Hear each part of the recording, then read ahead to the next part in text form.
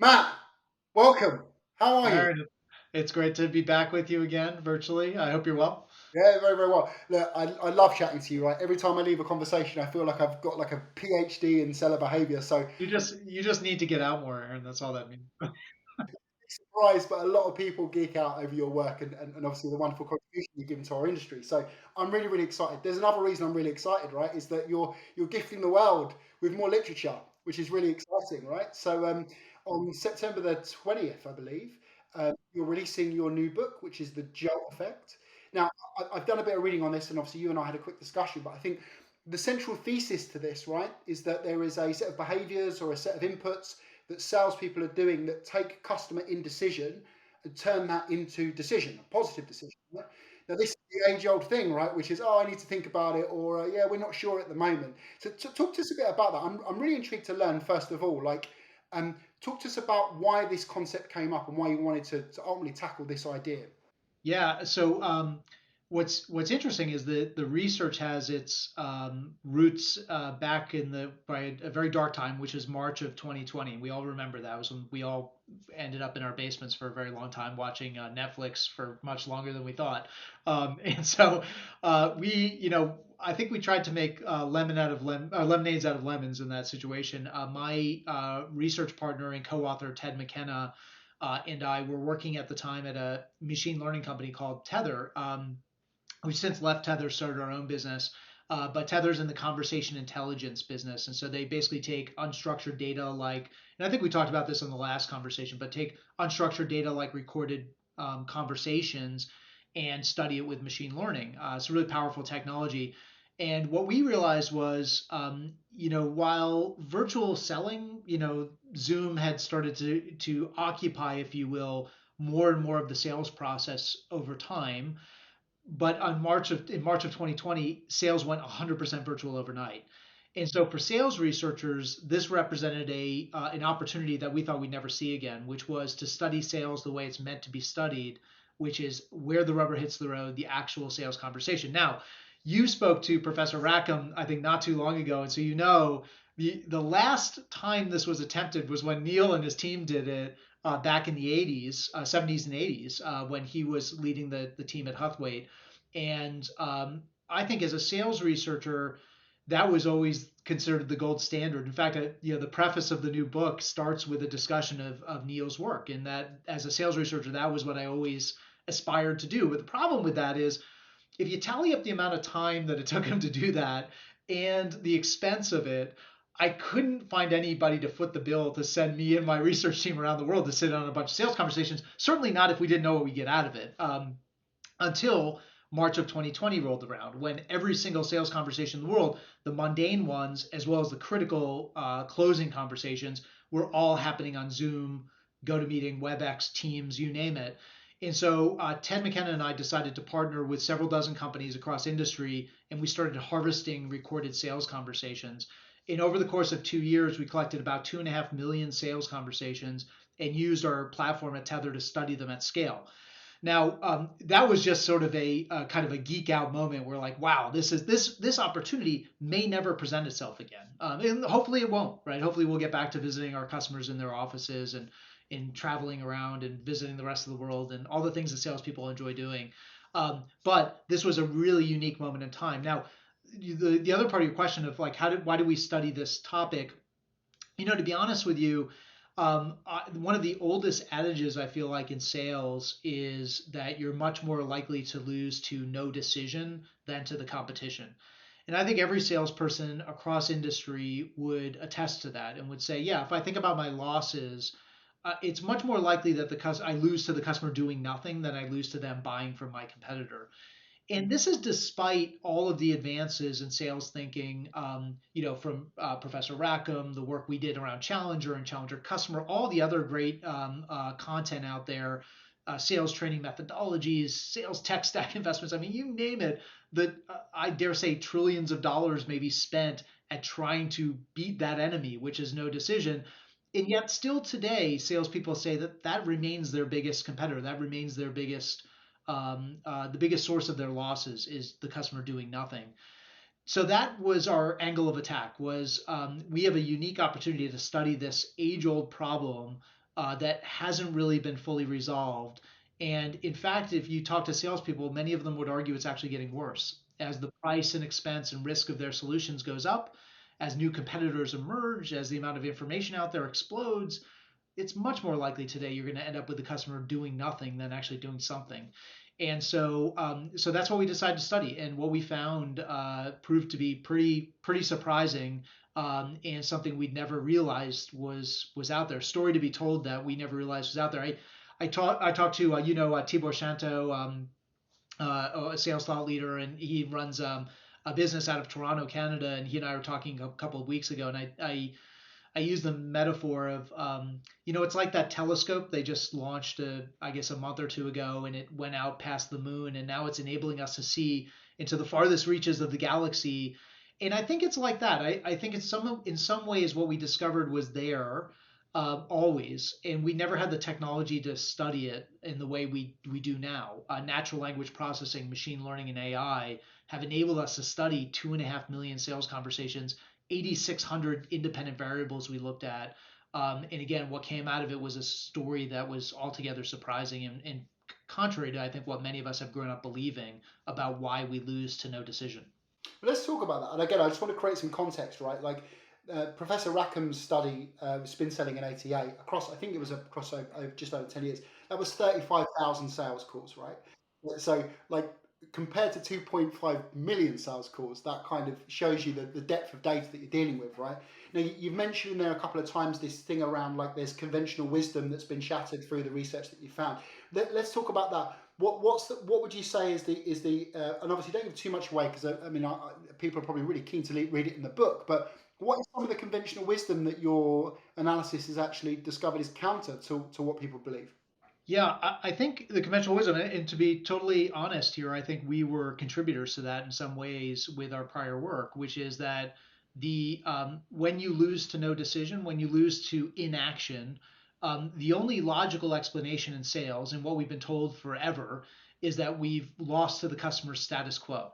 The customer, either you've not given the customer a compelling enough reason to switch, right?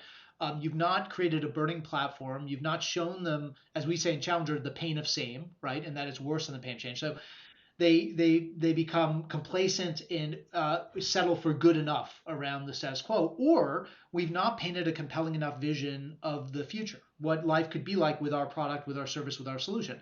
But it's got to be one of those two things. So when the customer tells us they want to move forward, but then starts doing what the customer always does, which is they start backpedaling, they waffle, they get cold feet, they straddle the fence, they start wavering.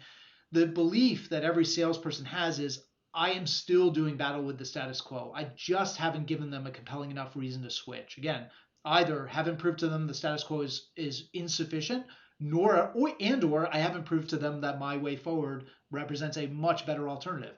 And we know that people are wired to avoid change. We know that the burden to get them to change is quite steep. But the belief, again, has always been, and this has been a belief handed down from sales leaders to managers to reps for decades and decades and decades, is that when you lose to no decision, you're really losing to the status quo. So I would say that is the conventional wisdom, and that's the belief set that we went into this kind of thinking as well. That was, and so our study originally was designed to understand what are the best ways to overcome that status quo bias, that inaction, inertia that tends to plague our customers, and kind of lead them to hold that status quo with like a death grip and not want to let it go. But what we found was that in fact the status quo is one of two possible reasons that you lose to no decision or to inaction, and it turns out it's the less important of the two. Interesting, interesting, really, really interesting. Because when you read the psychological literature on this, right, when you look at things like addiction study and when you look at things like dietary study and behavior change, the common wisdom there is that actually the future state being better and being and ultimately being more compelling is what changes the effort to give up or stop or sacrifice what you're doing now. So, and again, the effort to do that as well, right? And then looking at it from the buyer's perspective, making change is not just about making a psychological change to go, right, we're going to do something different. There's a heap of money, effort, resource that goes into that. So let me ask you a question looking back at that then. So what is the answer? So what is it that makes customers actually make the change? Yeah, great question. So we went in believing you haven't when the customer gets cold feet, when they start to head down this path of inaction. When we thought we had them, they said they want our solution, then they start to backpedal and waver. That we haven't overcome the status quo. So the study was originally designed to understand what the best salespeople do to overcome the status quo. And there was a moment in the study which was a head snapper for us. What we found was, not this won't surprise you, but when customers start to waver and when they start to backpedal, the vast majority of the time, actually 73% of the time, what salespeople do is they go back to, if you will, relitigate the status quo, to try to redefeat the status quo, to break the gravitational pull of the status quo. Again, dial up the FUD, show the customer, make them squirm a little bit about, you're losing ground to competitors. These problems won't solve themselves. Your team hates you for making them use this current solution. Or check out how, look at this rosy ROI picture and how great things will be if you just make the decision and move forward. So they do one of those two things, and what came out of the model was that approach backfires 84% of the time. In fact, 84% of the time, you're more likely to make the customer not make a decision. So you're actually better off doing nothing in that situation. That was confounding to us as a research team. This is not at all what we expected. And we had this moment where we were a little bit stuck, honestly, as a research team, and we were talking to some former clients of ours who run large sales teams, and one of them, a woman who cut her teeth, selling for IBM and has led tech sales teams for many years, and now works for one of the biggest cloud providers out there. And she said, "Well, why don't you come and sit in on one of my pipeline reviews? Maybe it'll spur some thinking on your part about what's going on and why you're finding this."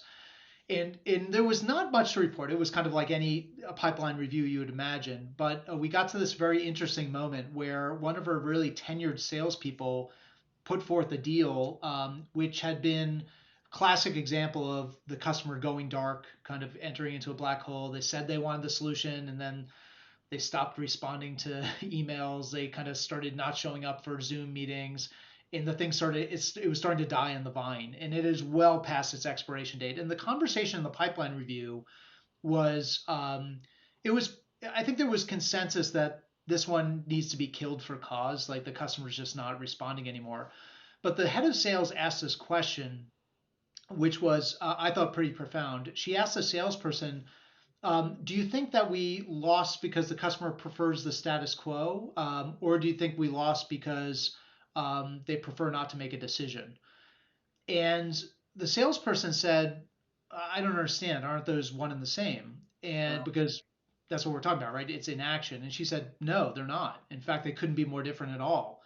And it was in that moment that we realized we totally missed what was staring right at us. We went back to the data and we started rerunning our model. And what we found was that 44% of the time that the deal ends up lost to inaction is because the customer actually prefers the status quo. Either they don't think what they're doing today is so bad, nor do they believe that what you're talking about represents a compelling enough alternative for them to change. So that was 44% of the time. And I would be very clear to your listeners, we don't sell anything in sales unless we beat the status quo. We've got to do that.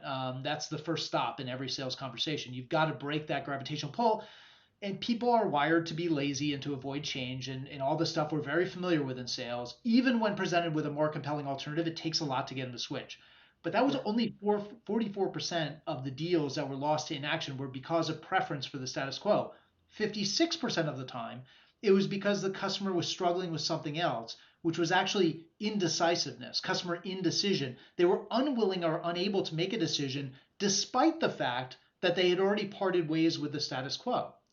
Now, what was Mm. fascinating to us, because in sales, these two things end up as the same outcome. It's inaction. Yeah. But again, we've only ever been taught that you lose to the status quo. So we never really considered that there was another root cause. In fact, a bigger root cause.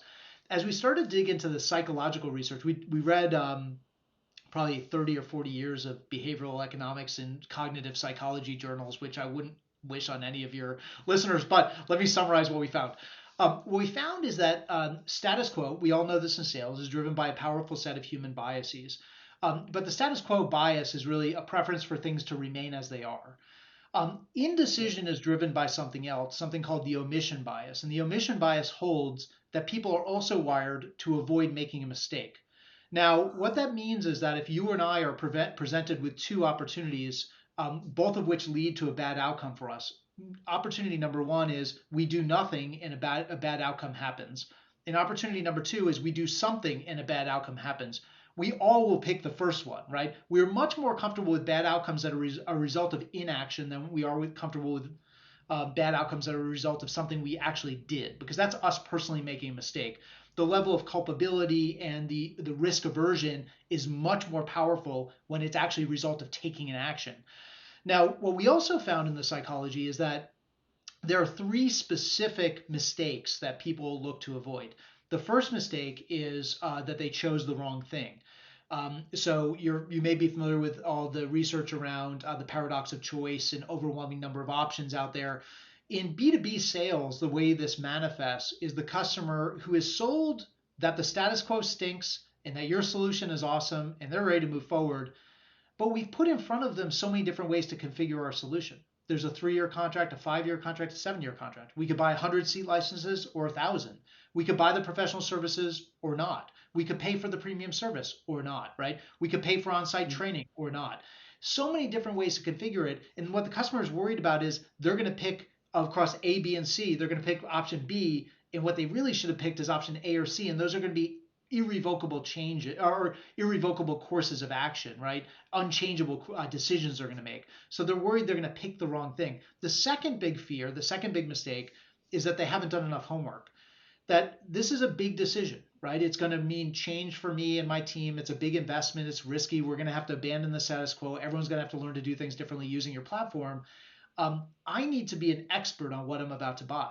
And as we know, there's so much content out there around almost any opportunity that the customer then starts to spin their wheels and they feel like they just don't know enough. And what they're thinking is the next white paper I read or the next webinar I attend or the next podcast I listen to will have all the answers that will suddenly illuminate and make me a really savvy consumer of what I'm about to purchase. And then the third mistake is called outcome uncertainty.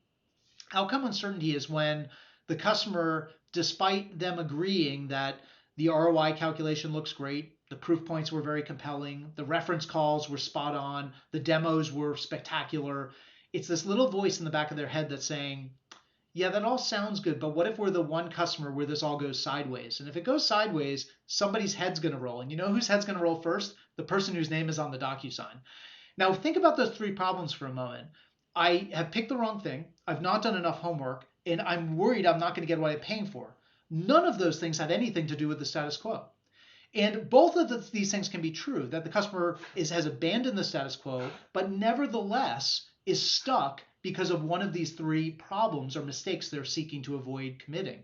So the big takeaway was this, is that in sales, we've only ever been taught that the status quo is your only competitor, your biggest and only competitor in sales. And so we've all been taught, whether it's Challenger or it's been selling or it's any number of great sales approaches, we've been taught a playbook for beating the status quo. And Challenger is a good example of that. And I myself have said, I think I said in our last conversation, challengers are really good at showing customers that the pain of same is worse than the pain of change, right? And that is still true. And the status quo is a big competitor. You're not going to sell anything without beating it.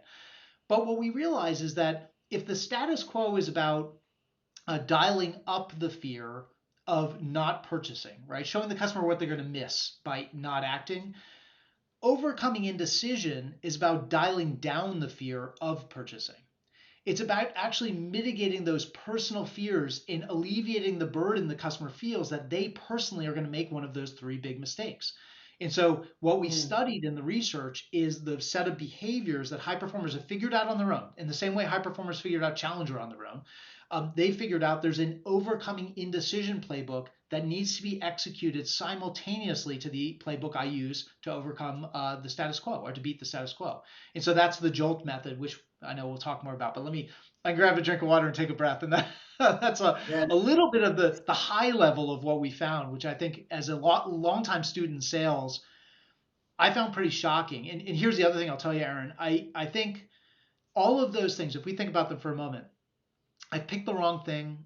I haven't done enough homework. I'm going to be left holding the bag. I'm not. This is going to go sideways. I'm not going to get what I'm paying for. unlike the status quo, which in sales is sort of a monolithic enemy, it hasn't changed very much. And the customer's preference for the status quo 20 years ago is the same as it is today and is the same as it's going to be 20 years from now. That is not true of indecision. As the number of options we put in front of our customers goes up, as the amount of information continues to grow, and as the cost and risk of the solutions we put in front of them it continues to expand, those Mm. three mistakes become much more of a mental burden for the customer. And so while it's 44% and 56% today, I think if we rerun the data in a few years, it's going to be tilted even more toward indecision because those things they're driven by environmental factors beyond any of our control, frankly. But let's talk about that because that's really interesting. And I'm going to play devil's advocate here for a minute. And fundamentally, what we're talking about is fear of failure, right? Now, obviously, the research and the study you've done has happened during a unique time, right? Where there's huge economic uncertainty. In fact, we don't even know what the economic landscape looks like, right? When you go back to the last global pandemic, it was in the 1920s, and we probably don't even have the data on that, right? So, how much of this at the moment, particularly with fear of failure, how much of this is magnified by the pandemic and the economic uncertainty? And kind of a part two to that, right? Well, part two to this is, well, has this always been the case? Yeah, I know. Both great questions.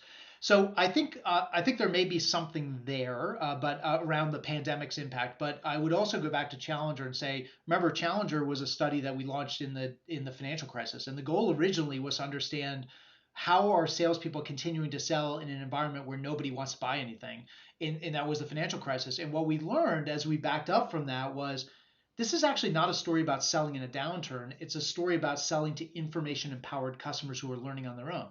And so what's funny is the story we wrote in the book, we actually, when I go out and present it, I don't tell the story about how to succeed in 2008, 2009 because nobody really cares. But what I do tell the story is that that was the impetus for us to do this research.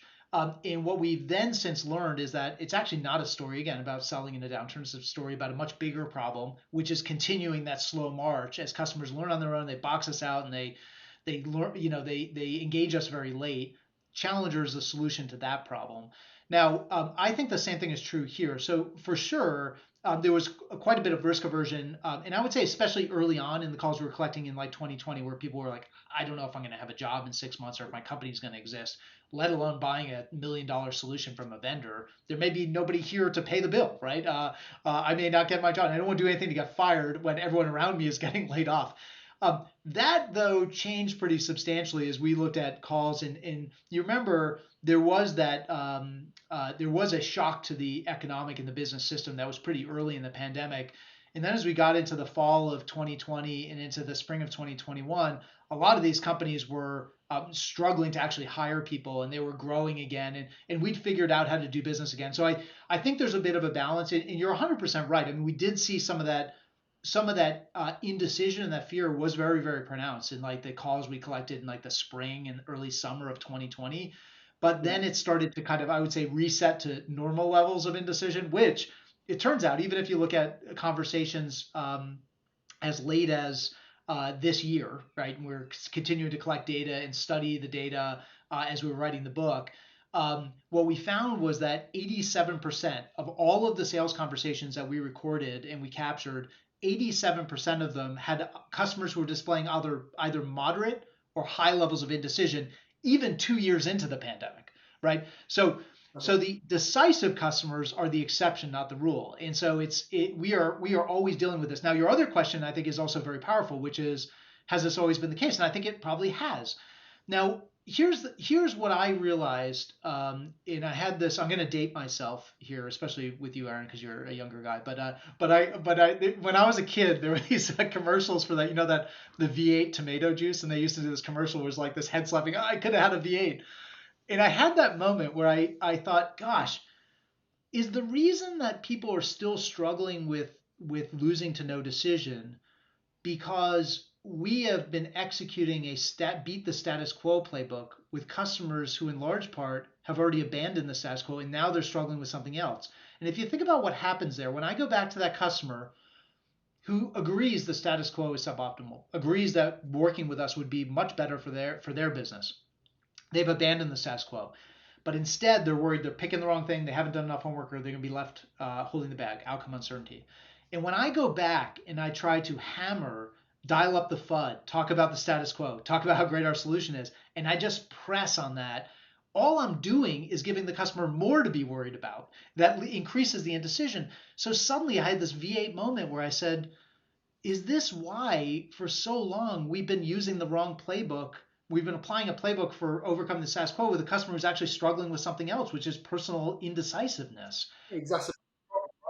You're actually making it harder for the customer by doing that because you're the wrong job and exacerbating the problem. It's really that must have been quite a sobering thought when you thought about that. Yeah, yeah. Well, and like I said, look, I mean, I don't want to. This is not to point fingers at anybody. I mean, we did this ourselves with Challenger, and it is a don't stop trying to beat the status quo. You've got to beat the status quo. It is a powerful enemy in sales. And the customer is averse to change, and they're likely to pick the status quo. Even and we read piles and piles of literature around this, and the behavioral science around this is fascinating. I mean, people are lazy without even knowing or trying to be lazy. They just do it naturally. It's the principle of conservation of energy. People don't like to change. We've got to beat the status quo. But it's so important for us to in sales to realize that it is not the only enemy we face. And if you believe it is, and you just if you go out with a beat the status quo playbook and that's your hammer, Yeah. every customer is a nail. And some of those customers are not struggling with the status quo at all. They're struggling with something very different. And all you're doing is making a bad situation worse by using that hammer to beat down every nail. So interesting, super interesting, and I guess that kind of leads us really neatly onto the kind of prescription to the diagnosis, which is the jolt effect. So, I'm really interested to hear this. I've got some thoughts. I won't share them with you. I'll just retroactively go, oh, I knew that all along. I've heard. What Well, are the I know you knew this all along. You're a smart guy. You probably did. what are the kind of behaviors or techniques or and again I love the way that you describe this. It's so cool because it was very similar with Challenger. Is that actually what you're doing is you're codifying an unconscious competence that someone has, and you're probably bringing it to their forefront as well. So talk to me about those unconscious competence. What is it that the top performers were doing that you've codified through this book? Yeah, and you put it really well. That was, and I think that Neil Rackham was the first person to really do this. He studied what we call in research the lead steer effect, which is we've got, and it's not to liken salespeople to cattle, but we've got a large pack of salespeople, and there are those leaders in the very front, and they will spot the opportunities or the obstacles before everyone else and adapt their own approach, and then everyone else kind of follows. So if you want to see what great salespeople are doing in 10 years, you look at what the leaders are doing today, and they're figuring out these changes in customer buying behavior, these obstacles out there. And I think this is very similar. And look, we always say in around Challenger, we didn't invent this. We just gave language to something they'd already figured out on their own. And this is another good example of that. So the playbook we found is four behaviors. JOLT is actually an acronym. And we like it because it's memorable, but it also speaks to what's happening here. It's about jolting our customer into action, getting them from intent to action, from I want to I did. And that's the chasm we're trying to cross here. And our customer is stuck. They're stuck in indecision. We've got to jolt them into action. So how do we do it? Four behaviors. The first is judge the level of indecision. So we've long known that high performing salespeople don't chase garbage trucks. They're very good at disqualifying bad fit opportunities in assessing the quality of an opportunity. But what we didn't know until now is that they assess those opportunities on multiple dimensions. So we always have known they assess the customer on, or the opportunity on the ability of the customer to buy. So that's use case fit, industry attractiveness, financial dynamics in the customer organization itself, availability of budget, seniority, do we have a mobilizer, all these kinds of things. We didn't realize until we actually delved into these calls and then did a series of interviews with high performing salespeople is they don't just disqualify or qualify or disqualify on ability to buy, they also qualify and disqualify on ability to decide. And so they're listening from the very early stages for the customer's own level of indecision, and that will tell them one of two things. One is this an opportunity that I should not be spending time in at all? Because this customer, in fact, is so mired in indecision, will never actually make a decision. And so it's not worth my scarce time to invest there, no matter how attractive that opportunity looks on paper. Or it might tell them, look, this is a great opportunity, and the customer is moderately indecisive.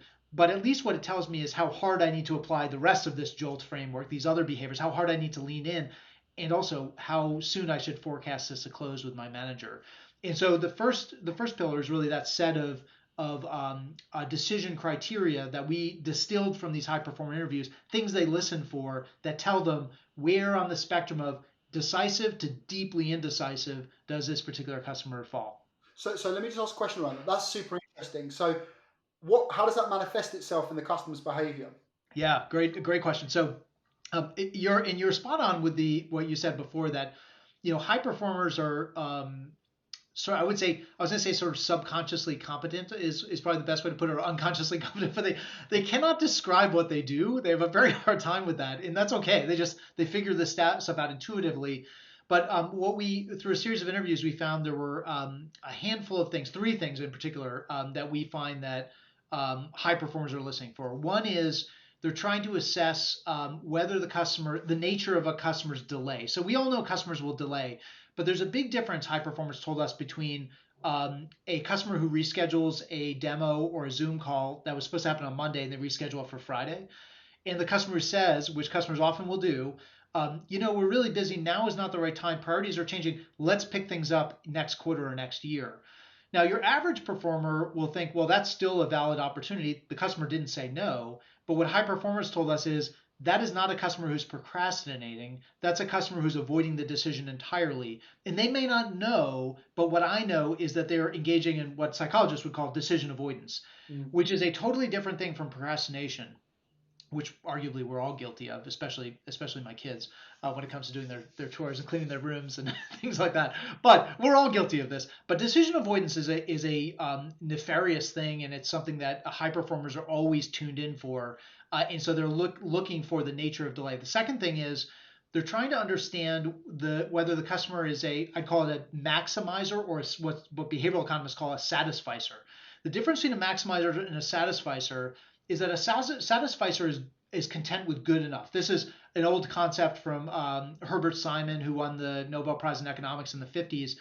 Came up with this concept. So there are two types of people in the world. Satisficers are content with good enough. And what that means is they are able to take, let's say, across 10 different attributes and say, these are the most important to me. These are the ones where I just need my vendor to be good enough. And these are the ones that are actually unimportant to me. And Mhm. so I'm going to pick the vendor that aligns with the capabilities and the priorities of our organization, what we're really looking for. I want to do business with the person who's best at those things. And it's okay to me if they're only good enough at some of these other things. And I'm perfectly fine with them not being good at all at some of these other stuff, these other things.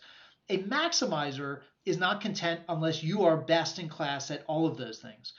And what high performance said is I listen for my customer's ability to articulate across all of the attributes of our solution what's most important and least important. And what Interesting. I'm really listening for is for them to acknowledge that in fact we are not the best at X, Y, and Z, but that's okay with them because they're talking to us because the things we are the best at, A, B, and C, are most important to them. And they are not afraid in those moments to say, we are not the best at these things that you're talking about, and we'll readily admit that. In fact, I know some people working at our competitor; they're really good at that. And if you'd like me to put you in touch with them, I'd be happy to do it. Fascinating. And So and yeah, and it's a gutsy moment. And average performers won't do that, right? They will claim that their platform is best at everything. They'll confuse the present tense and future tense and talking about what their platform or their solution can do. mm. High performers are very content with saying we're good at this, we're not good at that, and this other stuff we're good enough. And well, as long as you align with that, then we're your vendor, and if not, maybe we're not. it shows up as one of the core tenets of leadership is vulnerability, right? So fundamentally, what the salesperson doing is that first of all they're showing real honesty, which is great.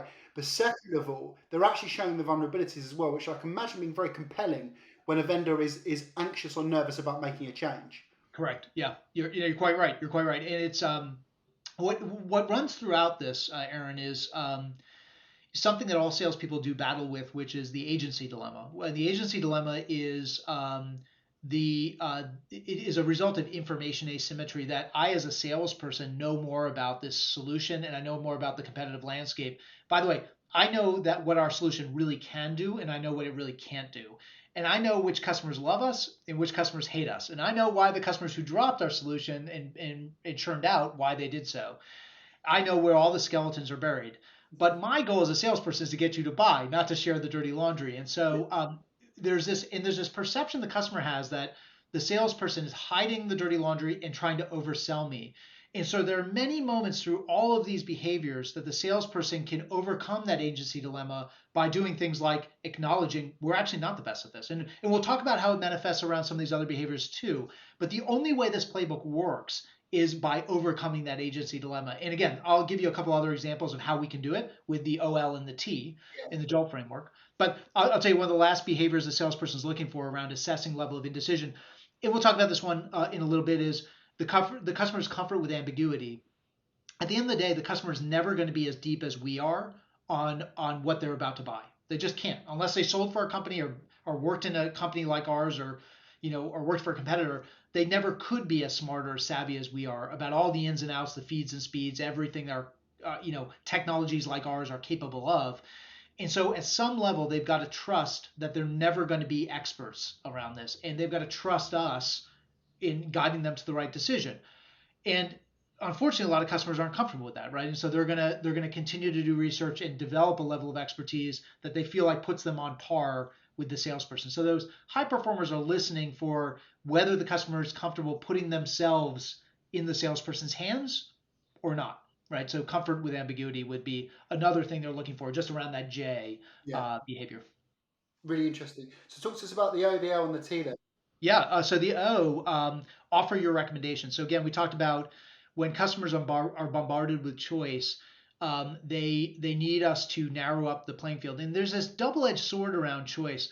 Choice is actually a really good thing for customers when it comes to our website and our marketing and letting the customer's mind run wild with all the different bells and whistles and ways they could configure our solution. That's wonderful. That gets them into our sales funnel and gets us the conversation. But at some point, we've got to chalk the field and actually tell the customer what they should buy. Mm. And this is a tough thing for salespeople to do because salespeople have been taught for years and years and years that you should diagnose the customer's needs, and they will arrive at their own conclusions around what's most important and what they should actually buy and what they should prioritize. And it will lead them to pick the configuration or pick the options that are best for them. But what great salespeople know, and we actually saw this in the data, is that open-ended diagnosis leads to pretty low win rates. You've got to couple your diagnosis with a personal recommendation. And the way that comes across in sales calls is not, you've got three great options, but rather, look, if you were a family member of mine or if you were my best friend, I would tell you to go with this one. And why? Because the customers like you who buy that configuration are thrilled. They get tons of value. And look, we can always add those other dimensions later, but trust me, you're going to be really happy with this. And they kind of take a broad consideration set and they narrow it up really quickly. And again, instill that confidence and take that decision, that overwhelming set of options, that paradox of choice off the table for the customer. Yeah, I mean, I think about like going to visit a dentist or going to see a doctor. A doctor doesn't turn around and go, okay, we've got a couple of options with your heart bypass. It's like, look, tell me what I need, right? It's really interesting you use the term expert recommendation. So just to delve a bit deeper into this, because it's really fascinating, particularly when we talk about the psychology of choice, right? And I think salespeople are always trying to do the kind of Goldilocks principle, right? Which is three options. The one in the middle is probably the one that's going to be, basically the warmest porridge for you to eat, right? So in terms of presenting those options, was there a kind of magic number that came out the back of that? Of how many you should? Was it one? Is it four? Is it zero? What's the kind of number? It's hard to say. I mean, there's an old. I think the what most behavioral economists would tell you is three is probably the right number, and it's the one in the middle that the customer's going to choose. Now, the one in the middle, it's interesting because and we had a lot of salespeople when we interviewed them told us that they will make sure when they put options in front of the customer that they have a really low end option, a really all singing, all dancing, expensive, all the bells and whistles option, and then they have something in the middle, and they'll try to steer the customer to the one in the middle.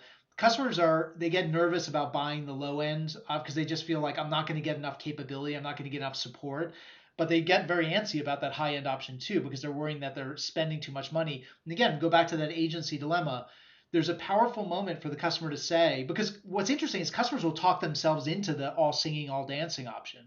Their eyes are bigger than their stomachs. They want all the options, they want all the bells and whistles, and the price point starts to creep up, right? And Yeah. what the salesperson knows is as that price point goes up, the buying committee expands, the sales cycle gets longer, that fear of outcome uncertainty that I'm not going to get what I'm paying for goes up as well.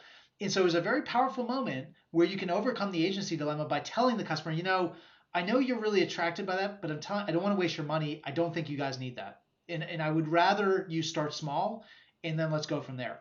It's That is the such way they were shepherding them into the choice, right? correct. And that is such a powerful moment because it overcomes again that agency dilemma, that belief the customer has that this person is really just trying to oversell me. It's not dissimilar from when we're in a restaurant, Aaron, and we ask the waiter or waitress what should we order, and we all expect them to say the most expensive thing. But when they say, "Yeah, that's really great, but actually my personal favorite is this," and it's actually $5 cheaper or £5 cheaper, is actually kind of like, oh, that feels like a really legitimate recommendation because your tip would have been higher had you steered me to the bigger thing, but now your tip's going to be higher because you're steering to me to the thing I'm going to love. You've got my best interest in mind, right? But this is buying into the human behavior, though, right? What we're talking about here is buying into someone's, like, again, someone demonstrating the attributes of trustworthiness, which I can imagine someone, again, who's afraid of making a decision is going to view you far more as a trusted advisor as opposed to someone who's trying to nick a quick buck off you and then never see you again.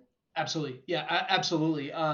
Let me go. I'll go on to the last two. Well, let's talk about the L.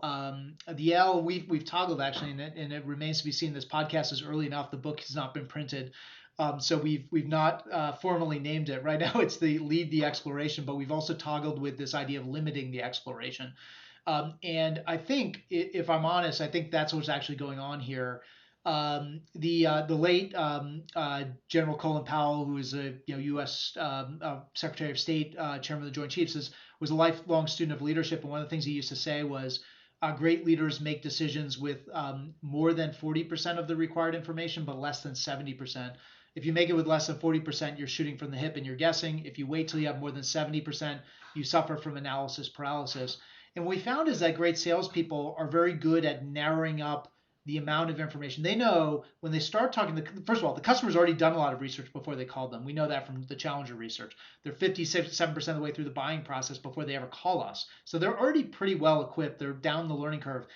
And then when we start engaging them with them, we do demos, we put together proposals, we show them proof points, we do reference calls, we get them on the phone with our product experts, our solutions engineers, our customer success folks. They come down the learning curve dramatically, but they're still not where we are. And they're never going to get to where we are unless they were to, spend a year selling our solution and living in this industry. And so we've got to, at some point, stop the exploration, because when the customer wants to do more, we actually increase the odds that they end up doing nothing. If they wait for that next white paper, if they wait for that next Gartner report to come out, if they want to wait till that next webinar, if they want to do that fifth reference call or that third demo. And so we found is in the conversations we analyzed that high performers they did a few things which I thought were fascinating. One is they're very averse to bringing other people into the sales conversation. In technical sales and complex sales, I think today sales is it's a team sport, of course, but we can feel like it's a 16-legged sales call, right? We've got the subject matter expert, the solutions engineer, the product person, the security person, all these, the customer success person. And average performers we're much more likely in our analysis to get these folks on the phone and then say, "I'd bring you on, Aaron, as my product expert," and say, "Well, Mr. or Miss Customer, I brought on Aaron. Aaron's our head of product. Aaron, take it away." And then I just kind of punt to you and let you run the show. And then I sit there and what high performers have realized is that when that happens, the customer's mindset shifts around the value I deliver as a salesperson. I'm no longer an expert. I'm a glorified administrator and scheduler who brings smart people like Aaron onto the call. And so what we found is that high performers are much more likely to do their own demos, much less likely to bring other people on the phone.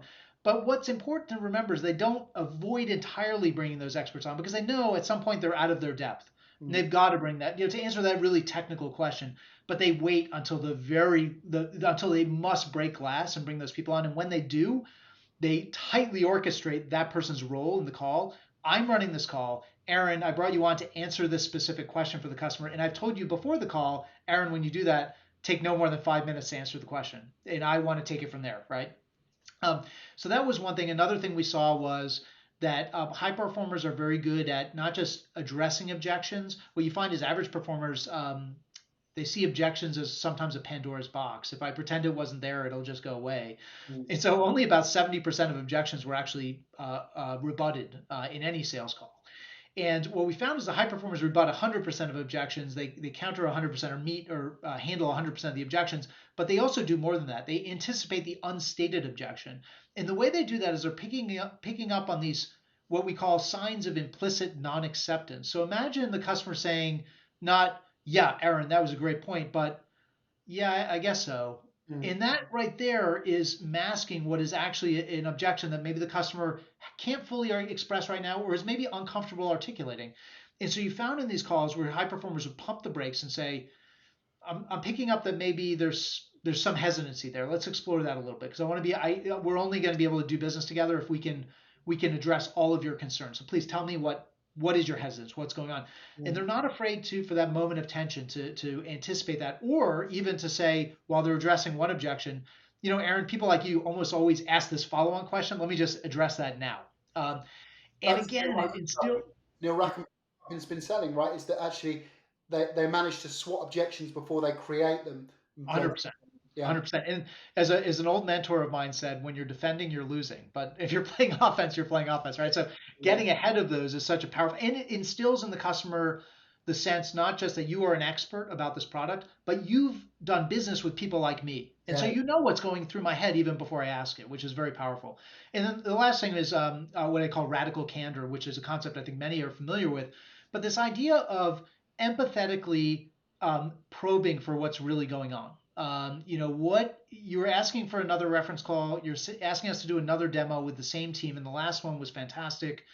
I'm not going to show you anything. What's motivating that request? Let's have an honest conversation because if you can't tell me what's going on, I can't address it. Mm.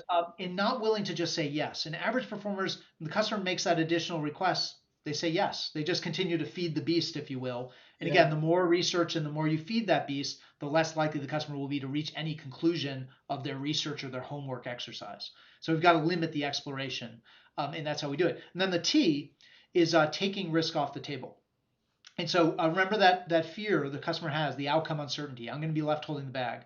Mm. That is especially pronounced where we're asking them to do something dramatically different from how they do it today. Maybe it's leaving the homegrown solution that they built. Maybe it's canceling the contract with the vendor they currently do business with. Maybe it's just introducing a new platform, a new solution that causes their team to do things in a different way, having to learn a new behavior, a new process, right, and adapt. Or it's just the price point of the solution is steep, right? It's a 5-year contract. It's millions of dollars. This is really risky. And so the customer starts to get really nervous again that if this doesn't work out, their name will be on that DocuSign, their name will be on the contract. And when their boss wants to know who spent all this money, they're going to come to your office first. And so what we need to do is create a safety net for our customer. And how do we do it? In our sample, we had both simple transactional calls like inside sales, more product focused calls, and we had very complex calls. On the simple transactional calls, we found that best salespeople would proactively offer performance guarantees, opt out clauses, prorated refund offers. You don't find these in more complex sales, but in complex sales, you'd also find salespeople proactively recommending to the customer that they spend a little more for professional services or that they structure the contract in a way that makes it less risky. I know you want to get the discount level that would come with a 5-year contract, but I don't want you to feel like if this doesn't pan out, I want you to feel comfortable. I'll give you the 5-year discount, but you can sign the 3-year term. Different creative contracting options, additional professional services to get the customer to feel more comfortable that they're not taking a leap off a cliff without a safety net. Another example I mentioned before, great way to overcome that agency dilemma is proactively telling the customer, I know you want to go enterprise wide with this solution. What if we just start in this one business unit? And when we do that, Aaron, I think I'm positive we're going to work out all the kinks because there are going to be some problems. We know that. We're going to work it out. We're going to get some victories on the board, and we're going to make you look like a hero. And then we've got all the momentum we need to go across the enterprise. Let's not bite off more than we can chew because it's going to put a lot of pressure on you. And I don't want you to feel right from the get go that you're regretting doing this. I want you to feel like we've got a head of steam and we can plow right ahead. And for a salesperson to think, I'm going to take that huge deal off the table and actually suggest you buy something smaller is very counterintuitive for salespeople. But what I've learned through interviews with sales leaders is they know their best salespeople know they're going to sell more over time by selling less right now. Yeah. So interesting. So interesting. Really, really cool. I love it, by the way. Absolutely love it. And again, like it's funny because you look at it now, and when you dissect those four letters and obviously what they mean and the way that they manifest in the customer and how the salesperson can help overcome that, it kind of makes sense, right?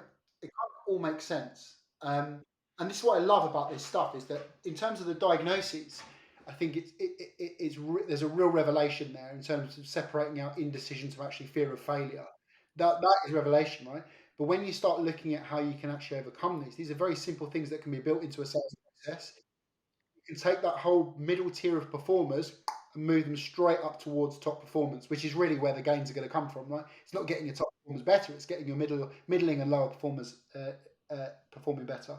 So let And me ask. Aaron, I'll say just on that point, I think you're spot on. In fact, what I would tell you is, in retrospect, I think it's one of these. I have four children. This is my fourth book, and so I also have four children, but what I'll tell you is that I love them all equally. But on certain days of the week, some of them I love more than others because of how they behave and things like that. But what's interesting is I look across all these the research I've been a part of, and I think if I were to compare this with some of the other work around Challenger, which again I think is a great example, Challenger and Challenger Customer are great stories about how to overcome this, how to beat the status quo, but they're not stories about how to overcome indecision. And I think what's so interesting is all the companies I've presented Challenger to. We talked about this in our last conversation. We talked about Challenger quite a bit, and it's a hard thing for people to do, right? It causes a deep level of introspection for the salesperson that changing. Despite what we say, I think oftentimes people feel like this is requiring me to change who I am. And on top of that, we know that Challenger is only part individual skill and it's part organizational capability. I've got to have those insights that lead to, I've got to know what makes me unique. And then I've got to have those insights that we build at an institutional level that lead to what makes us unique. It's a hard process. Some of these things that we discovered in this playbook, why I love it, is it's got the same kind of surprising, counterintuitive story, but the set of behaviors and go do this is very, very tactical, as you said. And it's stuff that I can go do Monday morning after reading the book and thinking about some of these behaviors. Some of them are there. Many of them are counterintuitive, and some of them are admittedly uncomfortable for salespeople. But they don't require a multi-year journey to go discover what makes us unique and build insights. And again, I'm not saying we shouldn't do that. We have to do that stuff, but this is stuff we can go do right away. Yeah, and again, I think the combination of the two will be devastating, right? And I agree. I think the barrier to entry for this, in terms of maximizing the value that it can bring to the sales organization, is much much lower. Let me ask you a question because you referenced last time that we spoke, and I remember asking you about what the future of selling looks like from your perspective, and you've touched on this. And I find it so fascinating that the the hero of the story now is the buyer, not the salesperson, right? Is that if you go back 30 years ago, the salesperson was taking the customer at the very top of the funnel and convincing him to do something that to do, to ultimately make change. In actuality, by the time the customer arrives in front of the salesperson now, they're so educated, there's so much information, they're bombarded with data. From going through writing this book and obviously going through the research, what's changed about your view of the future of selling? Great, that's a great question. I'd still stick to what I said before, which is I think that you're right. The hero of the story really is the customer. I think if you look at the three sales books we've done, um, the first Challenger is a story about the customer learning on their own, and Challenger is a new way to engage the customer who's left to their own devices will box you out and force you to compete on price and assume you're the same as your competitors. How do we get in early? How do we change the customer's mental model? The second book, The Challenger Customer, was a story of as solutions become more sticky and disruptive and complex, more and more people show up at the buying committee. It's a game of herding cats, really. And so, how do we navigate that consensus buying dynamic, which everyone in B2B sales, I think, is so familiar with? The likelihood that somebody's going to raise their hand when you're dealing with more than one decision maker, more than one stakeholder, goes up dramatically with every incremental person who shows up at the buying committee. And so, how do we manage that? And then the third, indecision, again, this is something that, as you asked before, I think was always there, but I think it's more pronounced. And I would hypothesize that in 5 years' time, in 10 years' time, that split 44, 60, 56 will shift even more towards indecision because we are not going to stop putting more options in front of our customers. We're not going to turn off the internet and shut off all these sources of information. There aren't going to be more user reviews and analyst reports and people, LinkedIn discussion boards, places we can go for insight and advice. And the cost and risk and disruptiveness of our solutions is not going to go down. It's not going to get less risky. It's going to get more risky. And so these are things that will just, continue their slow march. And so again, I think a lot of this is rooted in better understanding the customer and better understanding what they're going through, better understanding what life is like in their shoes. It manifests as sales problems, right? They manifest as misses in sales effectiveness. But what they're driven by is a change in the way the customers are buying. They're changing their expectations, a change in their fears, in that we as commercial folks need to be constantly tuned into.